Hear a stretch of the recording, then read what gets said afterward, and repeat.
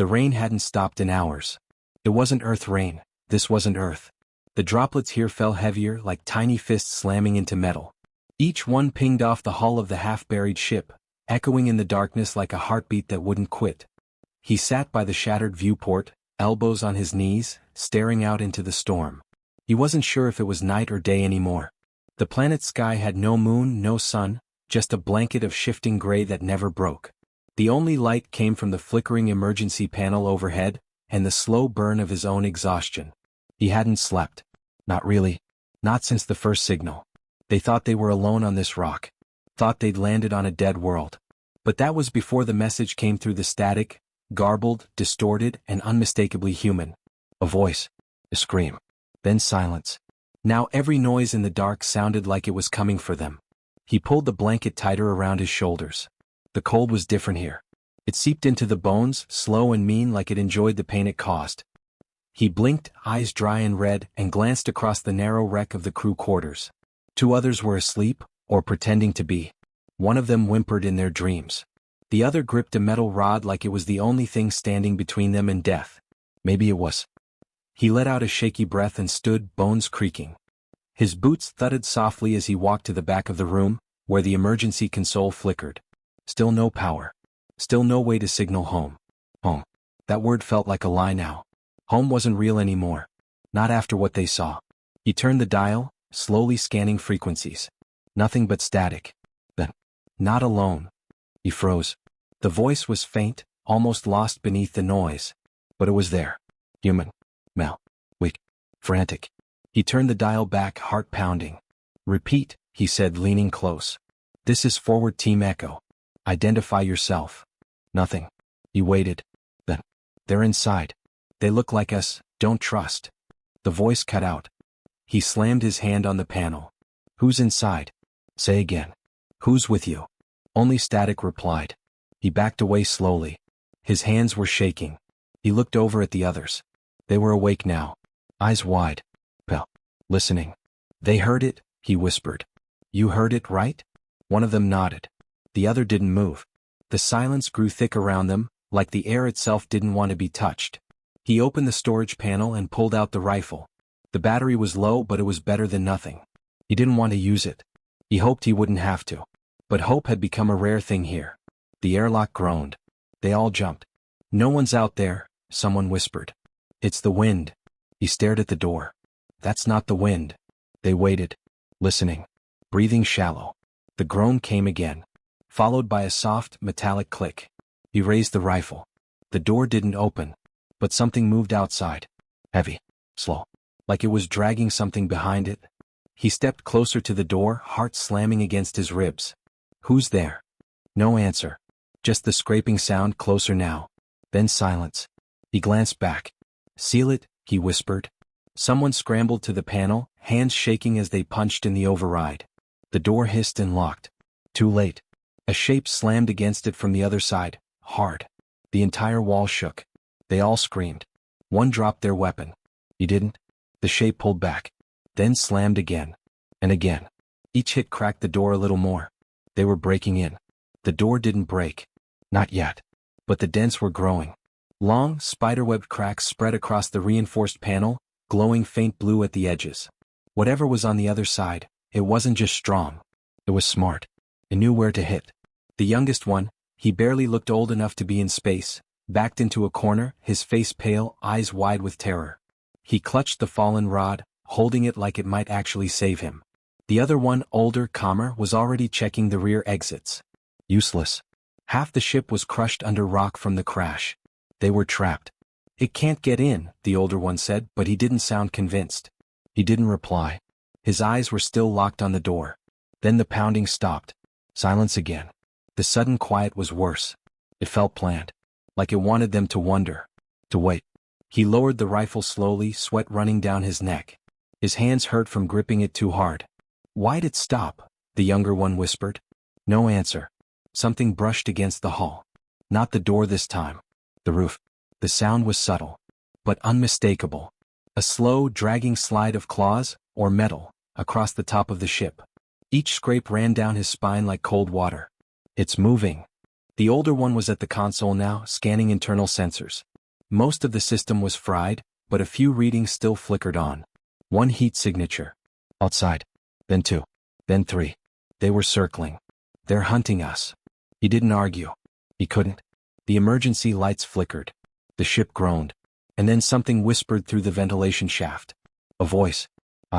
Hollow. Almost gentle. Open the door. He stepped back, chest tight.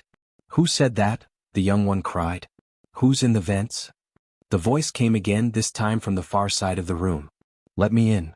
He turned, aiming the rifle. Nothing there. It's lying, the older one said. It's mimicking us. The boy shook his head. No. That voice, it sounded like her. That stopped them both. He knew who the kid meant. The girl from the other crew. She'd vanished a week ago during a routine scout. No trace. No body.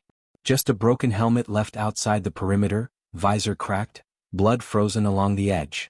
They'd buried what was left. Don't listen, he whispered. They know how to trick us. The voice returned. It's cold out here. Then softer, I'm still me. The younger one stepped toward the door. No, he barked, moving in front of him. Back up. She's alive, the boy said, tears brimming. You heard her. The older one shook his head slowly. She's gone. That's not her. It's wearing her voice. Silence returned. Then, just to prove a point, the voice spoke again. This time it was his voice. Exactly. Tone. Breathing. Open the door. His blood ran cold. The kid dropped the rod and stumbled backward. What the hell is this? They're not monsters, the older one said quietly. Not like we thought. There's something else. They learn. They adapt. They become. No one spoke after that. The emergency lights flickered again, then died. Darkness. Real darkness. Not just shadows. Not just low light. But pitch black. Suffocating. Heavy. Like something had swallowed the room whole. He clicked the rifle light on. It barely reached the walls. Then the scream came. Not outside. Inside. He spun the light around wildly. The kid was gone. The corner where he'd stood was empty, the metal rod on the ground rolling slowly. Where? He started. But the older one was already running. No, he shouted. Stay together. Too late. He gave chase, light beam bobbing through narrow corridors. Walls rusted. Pipes hissing. Footsteps echoing too loud. Then he heard it again. Not the scream. The voice. His own. I'm here? He froze. The sound came from ahead. From behind the locked engineering door. The one sealed since the crash. He hadn't spoken those words. He raised the rifle and backed away. The hallway behind him was quiet. Then a breath tickled his ear. Too close. He spun. Nothing. He ran. Back through the dark. Through the ship's dying corridors. Until he burst into the main room again, chest heaving. The older one was there waiting. Rifle drawn. The boy wasn't. We're being picked off, the older one said, not even pretending anymore. One by one. He nodded slowly. We need to get off this planet. We can't. Then we need to kill whatever's out there. They stared at each other. Two people stuck in a broken ship, surrounded by monsters that could wear their skin, their voices, their memories. No backup. No way out. But humans were strange like that. Backs against the wall, no odds left? That's when they fought the hardest. They didn't sleep that night. Not even in shifts. The ship had gone dead silent again, and that was somehow worse than the banging and scraping. At least the noise gave them something to track. Now everything just felt like waiting. Waiting for the next sound. Waiting for the next lie. He sat near the door with his rifle across his lap, finger never far from the trigger. The older one leaned against the wall beside him, chewing the inside of his cheek. Neither spoke. Words felt like a luxury. After a while he asked, You think the kid's still alive? The older man didn't look at him. No. He didn't either. But it felt cruel to say it out loud. The kid had barely lasted a week here. Bright-eyed, eager, always asking questions. Now he was just gone. No blood, no sign of a struggle. Just gone. They're playing with us, the older one said. Like a cat does with a mouse. He nodded. Yeah. But they picked the wrong mice. That got a tiny smirk. Then silence again. Somewhere above, the hull creaked. Do you think they're watching? He asked. The older one finally looked at him. I think they never stop. That was the worst part, wasn't it? Not knowing when you were alone. Not knowing if the eyes on you were even real. The things out there, they could wear your face, your voice, maybe even your thoughts. He glanced around the dim room. Could they copy memories? Were they even copying at all? What if they're not imitating us? He whispered. What if they were us? The older one stared at him. You're saying they're, what, mutations? He shrugged. We lost people. Not just here. Other outposts. Missing ships. What if this isn't the first time they've seen us? The older man looked away. No one wanted to talk about the other ships. The ones that never returned. It was easier to call them accidents. Easier to believe space just swallowed them up. But maybe it didn't. Maybe something else did. He stood slowly and walked to the viewport. The rain was still falling, steady now. The glass was cracked, water pooling at the corners. Then a shape passed through the storm. He blinked. It was gone. But it was human. He was sure of it. The right height. Right walk. Except it hadn't left footprints. He stepped back. There's one outside. The older man joined him at the window. Where? He pointed. There. Walking between the rocks. They both stared. There was nothing now. Just falling rain and jagged stone. You saw wrong, the man muttered. I didn't. I hope you did. They left the window and checked the monitors again. Still glitching. Still nothing useful. Then out of nowhere, a light blinked on the far panel. A motion sensor. Zone 3. Near the shuttle graveyard. He moved fast. Gear up. The older one raised an eyebrow. We're going out? If we wait here, we're dead. That signal wasn't random. It's bait. Then let's take the hook and break the line. They suited up in silence. Breathers. Low-charge packs. Rifles. No one said it, but they both knew. This might be the last time either of them walked outside. The airlock hissed open. Cold wind hit their faces, full of grit and something sour. Not rot. Not metal. Something alive. They stepped into the storm. The graveyard was only a few hundred meters out. A rocky pit full of half-melted shuttles, broken gear, and pieces of ships no one had the time or resources to recover. It looked like a scrapyard. But it felt like a cemetery. The wind howled as they crept forward. Rain pinged off their helmets, the HUDs flickering every few seconds. Then, movement. He raised his hand. They froze. A shadow ducked behind a wrecked engine housing. Too fast. He motioned right and they split. He moved around the far side, stepping over cracked panels and old bones. Real bones. Human. The thing they were chasing had gone still. Then a voice called out. Hey, it's me. I'm not one of them. He stopped. The voice came from up ahead. Clear. Human. Desperate. He raised the rifle. Step out. Hands up. No, wait, please. They'll hear. Then stop talking and step out. A figure emerged. Thin. Human. Face covered in grime, but the uniform matched theirs. He didn't lower the rifle. The older one joined them a moment later. Identify. The figure looked between them. I was on Outpost Delta. We crashed weeks ago. I've been hiding since. You have to believe me. He stepped closer. Prove it. How? What was your team leader's call sign? The man hesitated, then said the wrong name. The rifle fired. One shot. Cling. The figure dropped like a puppet with the strings cut, then twitched, and laughed. Not a human laugh. Something broken. Shaky. Like a recording skipping on repeat. It sat up slowly. Its face twisted. Its skin began to split. The older man grabbed his arm. Run. They ran. Through the rain, through the mud and debris. Behind them that laugh followed. Choppy. Wrong. Growing louder. Then it changed. It turned into his voice again. Then hers. Then the kids. As if all three were speaking at once. They didn't speak for a long time after they got back inside the ship. The laughter still echoed in their heads. It was like it had gotten into the walls. Or maybe it had just gotten into them. The older one sat down hard near the center console and stared at his boots. His hands were trembling and he didn't bother hiding it anymore. They both knew things were getting worse out there. The lines between human and not human were starting to blur. He kept pacing. He couldn't sit. Couldn't stay still. If he did, he'd start thinking. And if he started thinking, he'd start remembering what that thing looked like when it peeled itself open. No human should ever see something like that. We should have left it alone, the older one finally muttered. He stopped. We didn't touch it. The man shook his head. No. I mean when we first came to this planet. All of us. Months ago. The first landing party. We shouldn't have stayed. Something was wrong here from the start. He didn't disagree. There'd been signs. Small ones. Static in the comms. Shadows that didn't match the source. Equipment that disappeared and came back. Wrong. Reassembled with different wires. extra screws. Or fewer. And then there were the voices. The first team had written them off as stress hallucinations. Isolation, pressure, the long nights with 2 moons and no sun. The usual stuff. Space messes with your head. Everyone knows that. But it hadn't been just stress.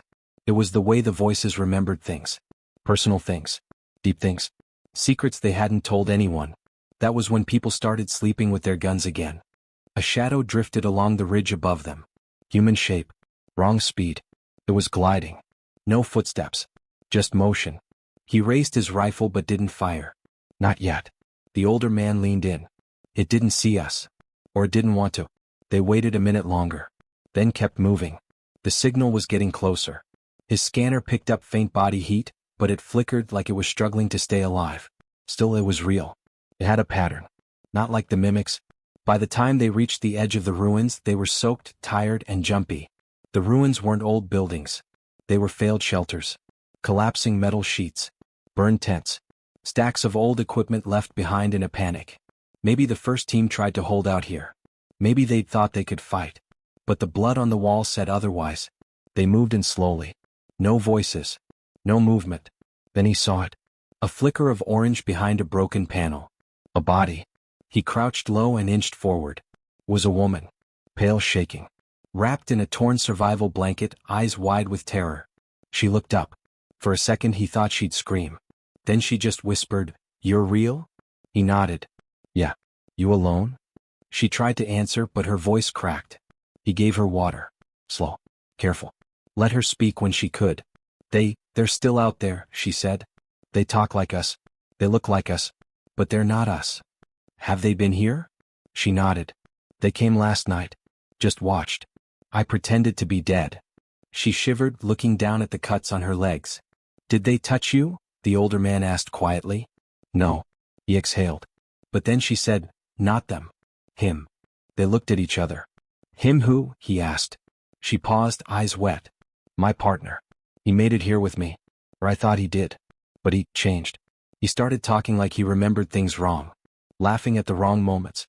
Then he stopped sleeping." She looked up at him. And then he tried to peel his face off. Like it was a mask. Silence. She was shaking now hard. Like the cold wasn't from outside anymore.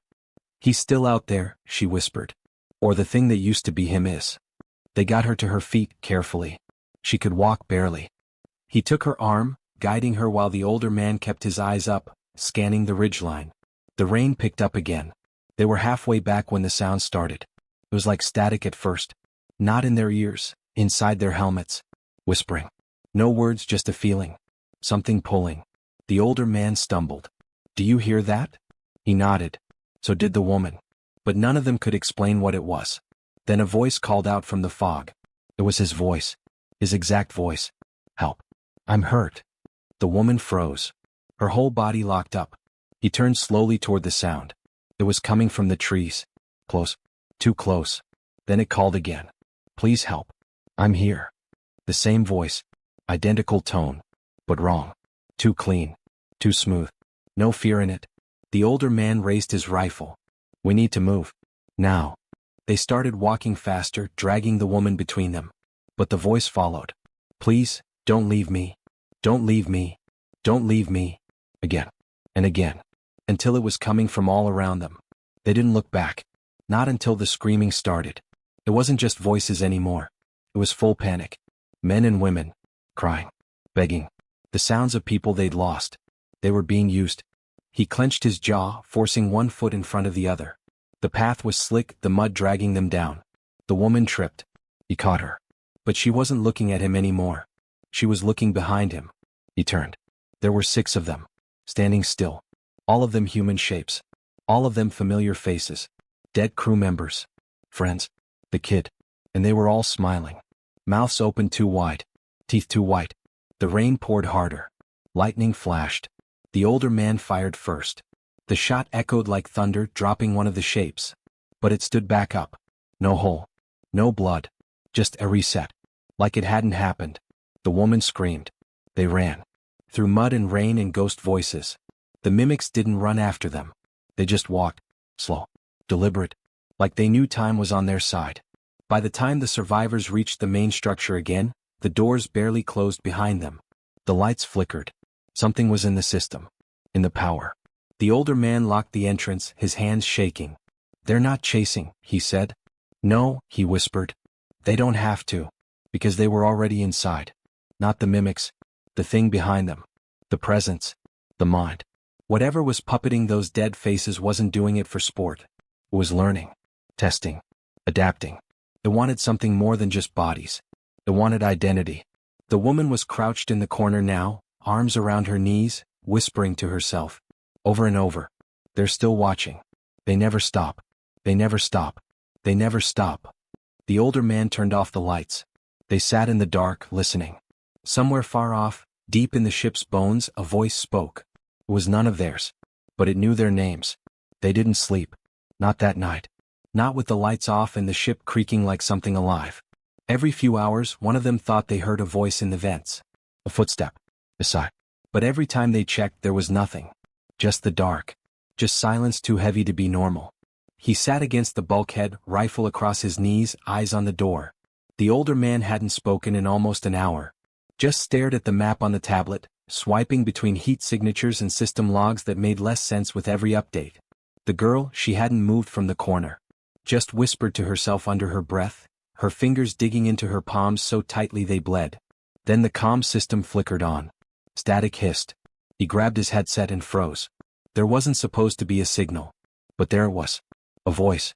Barely audible. "Test. Test. Is anyone receiving this?" He looked at the older man. They exchanged a quick glance. The voice wasn't one of theirs. "I repeat, this is Commander Weiss of the Elias. We're inbound. Can anyone hear me?" The Elias. That name hit like a punch to the chest. That ship had gone missing 8 months ago. Everyone on it, 68 people, had been declared dead. He pressed the mic. "This is Forward Team 1. Confirm your identity." Silence. For 5 long seconds. Then, "This is Weiss. Authentication code, Delta 67. Priority extraction request. We have wounded. We are not alone." The woman in the corner suddenly looked up. Eyes wide. "Don't answer them," she said. Her voice cracked. "Please. Don't." He hesitated. "Why?" he asked. "Because I heard that same voice 2 nights ago. Outside. Right before they came." The older man took off his headset slowly. "How sure are you?" She just shook her head. "I remember his voice. From the briefings. That's not him anymore." He hesitated again. Then the voice spoke again. "Forward Team 1, do not abandon us. You're making a mistake. We are your people." That word, "your," twisted something deep in his gut. Because the way it was said felt wrong. Too forced. Too deliberate. He muted the channel.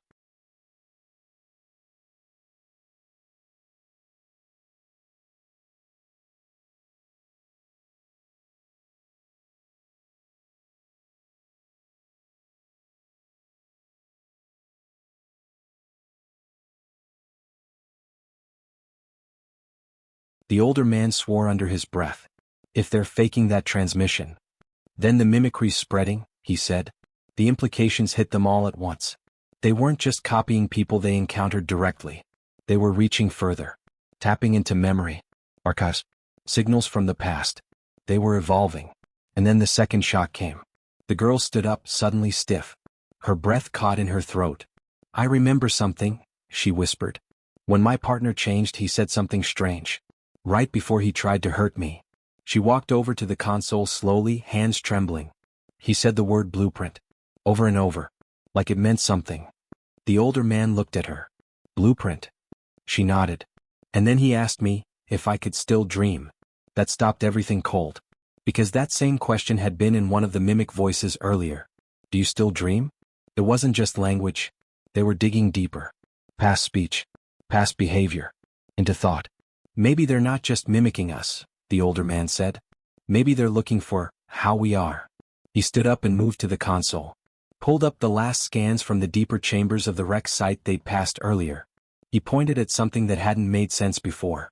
A strange set of patterns carved into the metal near the core of the ruin. Not writing. Not symbols. Neural maps. They'd thought it was decoration. Part of the ancient infrastructure left behind. But now it looked familiar.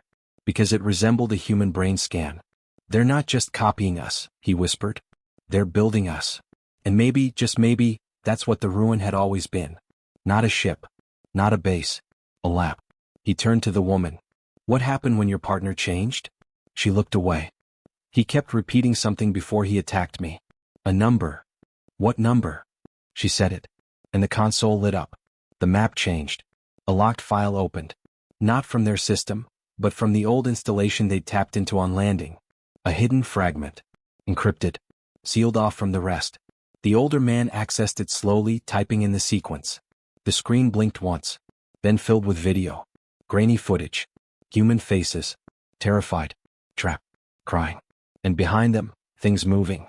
Things that looked like men but shimmered wrong. Faces that flickered between familiar and alien. And in one frame, just one, they saw a face they recognized. The commander from the transmission. Smiling into the lens. His eyes black. Then static. They sat frozen. Because now it wasn't a question of if these things could become them. It was how far they'd already come. The older man backed away from the screen. We need to leave. Now. But the door wouldn't open. The lights went out again. Then came a low knock. Not from the front entrance. From inside the room. They turned slowly. The woman screamed. Because one of the walls wasn't a wall anymore. It was skin. Stretched thin. Breathing. And it peeled back to reveal a face. Her face. Smiling. And it said, "We found the blueprint." They stood frozen. No one breathed. Not even her. Because the thing in the wall had her face. Same hair, same eyes, same scar above the brow.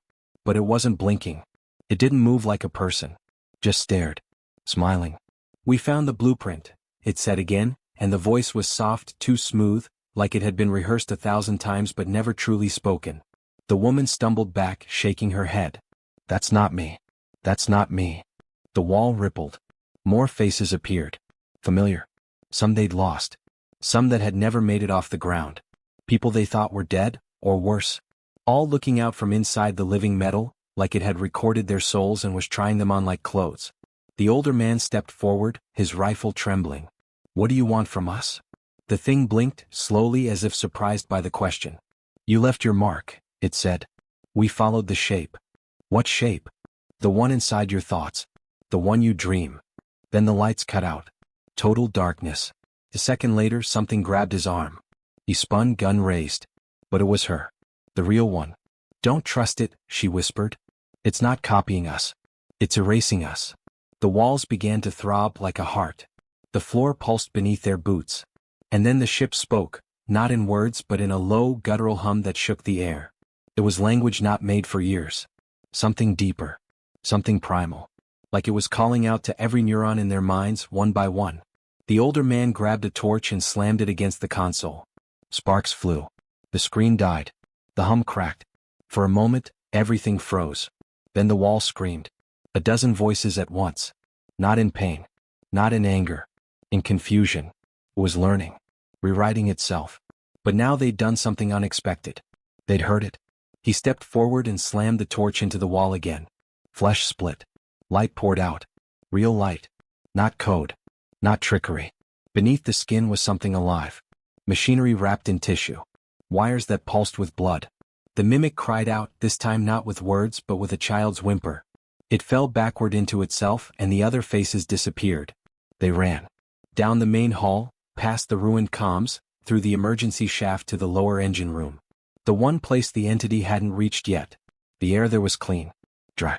Unfamiliar to everything else in the ship. Inside the engine chamber they found it. A pod. Ancient. Dusty. Untouched. But on its side were letters. Human letters. Faded but still there. Project Vera. And beneath that, 4 names. Their names. Not just theirs. Dozens. Hundreds. People who were supposed to be dead. Lost in the early days. Disappeared before Earth cut the last transmissions to this sector. The woman knelt beside the pod, fingers tracing the lines. "This isn't their ship," she whispered. "It's ours." The older man frowned. "What?" She looked up, face pale. "They didn't find us. We found them. We brought this thing with us. It hit them all at once. This place, this ruin, it wasn't alien. It was ours. Something we built. Something we abandoned. And whatever it was we left behind, it didn't stay dead." He opened the pod. Inside there were logs. Personal messages. Video fragments. A final report from a scientist, half mad, eyes wide, whispering into the recorder. We tried to give it thought. We tried to shape intelligence. But it didn't want ideas. It wanted identity. So it took ours. And it became something else. The video ended with a single line. If you're watching this, it's already inside you. They stared at each other. Then the alarms went off. The wall behind them began to stretch and groan. Faces pushed through the metal. Dozens. Hundreds. Too many. The older man reached for the control panel. We overload the core. We bury this whole place. No one else finds it. He didn't wait for agreement. He slammed the panel. 5 minutes, the system said. They ran. Back up the shaft. Through the hall. Past the mimicry that now screamed in 1,000 voices. The ship shook. Fire sparked from the ceiling. The core was melting down, and whatever lived inside the walls knew. It begged. It cried. It used their voices. Don't leave me. Don't do this. I'm you. I'm all of you. They didn't stop. By the time they reached the exit chamber, only 2 escape suits were intact. 3 of them. The woman looked at them, then at the older man. Then she looked at him. You have to go. No. You know it's the only way. Take the log. Make sure no one comes back here. He grabbed her arm. We can both. No. We can't.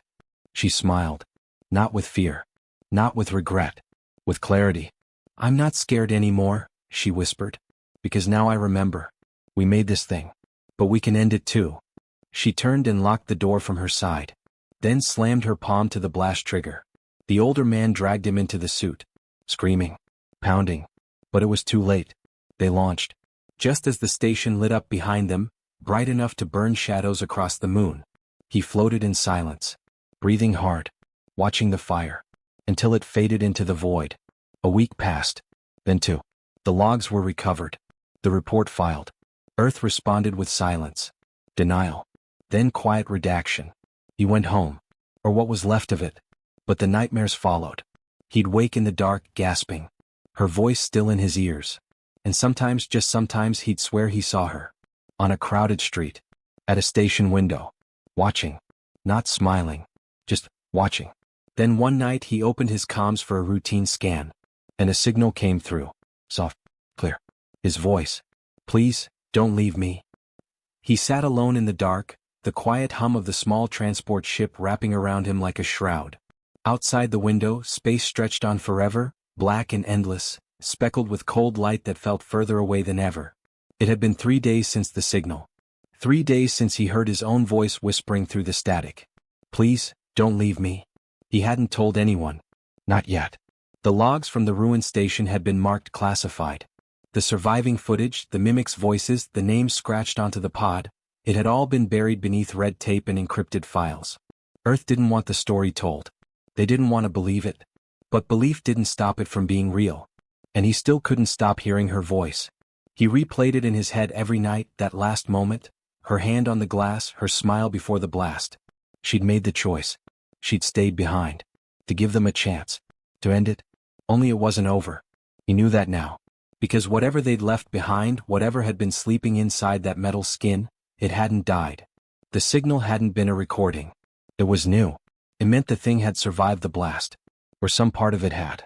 And now it was reaching out. He stared at the console. His fingers hovered over the keypad. One command and he could report the anomaly. They'd send a Black Ops team. Clean it all up again. Pretend it had never happened. But what if that was what it wanted? What if that was the plan all along? He closed his eyes. No, not yet. Not until he knew. Not until he was sure. So he changed course. He didn't tell command. Didn't notify the fleet. Just angled the ship back toward the edge of the dead zone, the coordinates where the station had burned, and slipped into silent drive. The journey took 5 days. Each one longer than the last. He didn't sleep much. Ate less. His dreams were filled with strange shapes. Faces in the walls. Voices calling from vents and hull plates. Sometimes they sounded like her. Sometimes like himself. And sometimes like no one at all. When he arrived, there was nothing left. No station. No debris. Just silence. Like it had all been swallowed. But then he picked up something, barely a blip on long-range scans. Weak. Fragmented. Hidden beneath layers of noise. He followed it. And found the wreck. A single pod. Drifting. Damaged. But still transmitting. He brought it aboard. Everything in him screamed not to open it, Every protocol he'd ever learned said to jettison the thing straight into the nearest star. But he didn't. He opened it. And inside was her. Alive. Asleep. Frozen. Her pulse was weak. Her skin pale. But she was breathing. He stumbled back, heart pounding. It didn't make sense. She died. He saw her die. Saw the fire swallow her. But here she was.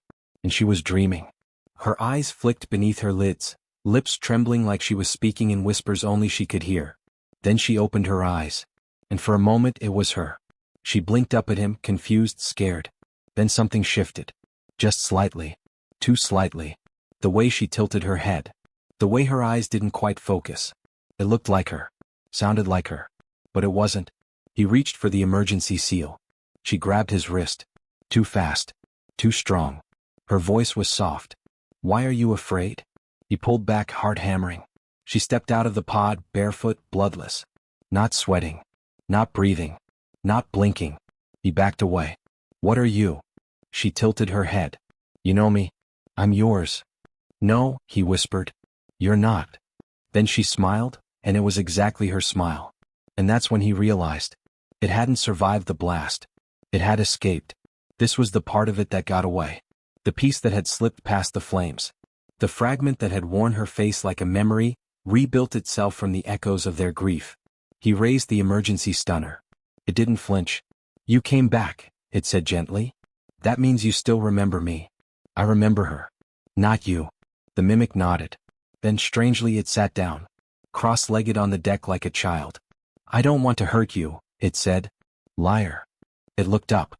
"No. I mean it. I've been alone. Cold. Floating for years. And all I had was the pieces of you. Your voice. Your pain. Your love for her." He didn't answer. He couldn't. The thing looked away. "I don't know what I am. But I know I'm not finished."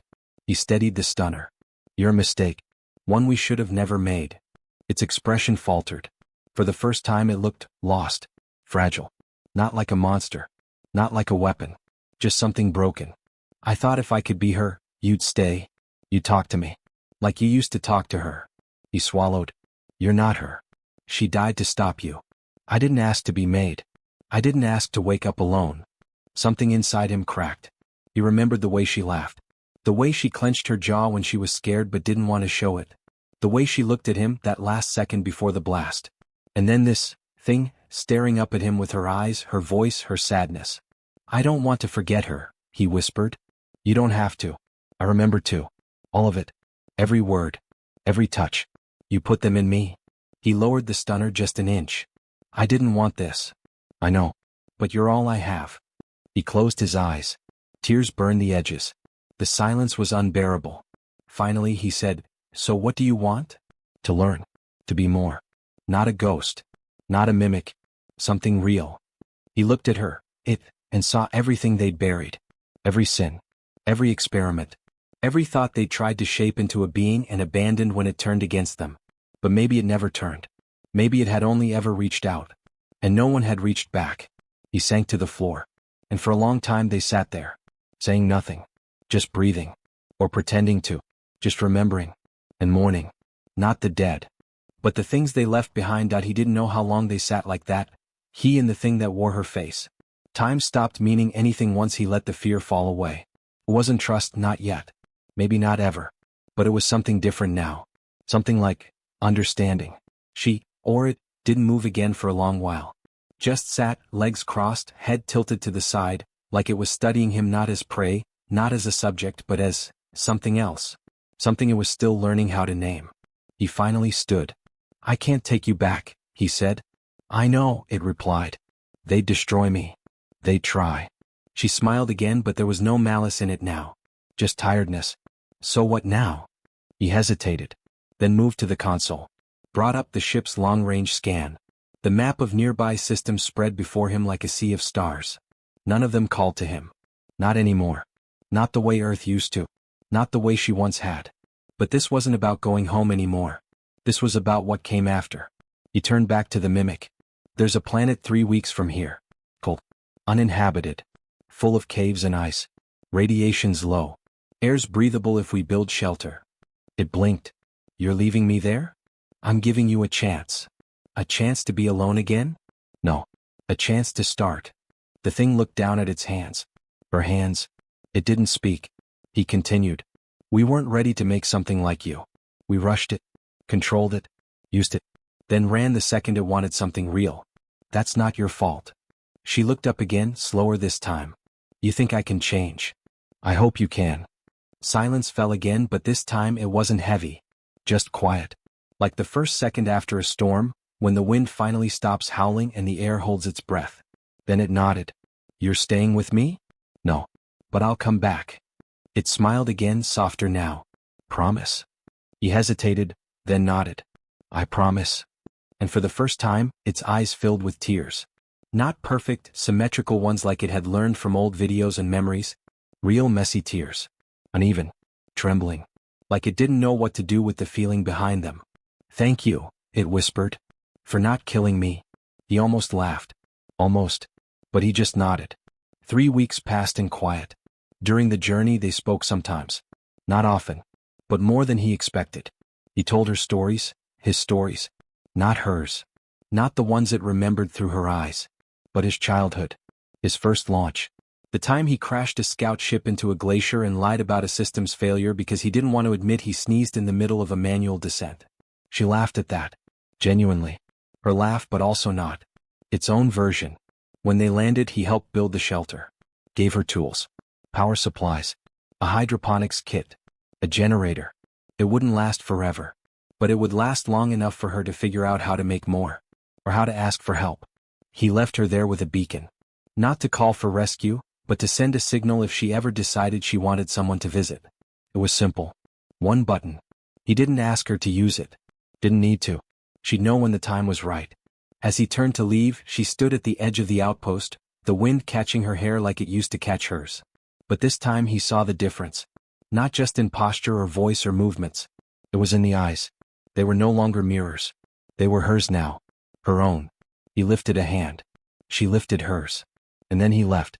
The return flight was quiet. Too quiet. He thought it would feel lighter having made the choice. But it didn't. It felt heavier. But in a good way. The kind of weight you carry because it matters. Because it means something. He submitted his report. Redacted most of it. Left out her name. Left out the mimic's coordinates. Marked the final entry with a warning, do not pursue. The silence from command was deafening. They knew better than to ask questions. Weeks passed. Then months.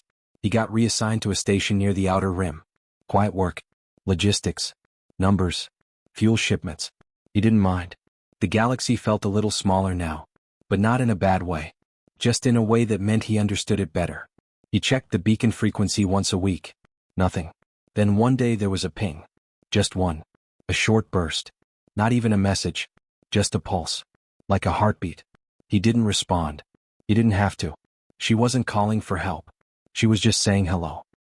He closed his eyes and let the silence fill the room again. But this time it wasn't empty. It was full. Of echoes. Of endings. Of the monsters we create, and the ones we choose not to destroy. Because sometimes the only way forward isn't to fight the darkness. Sometimes, it's to teach it how to live. And sometimes if we're lucky it listens.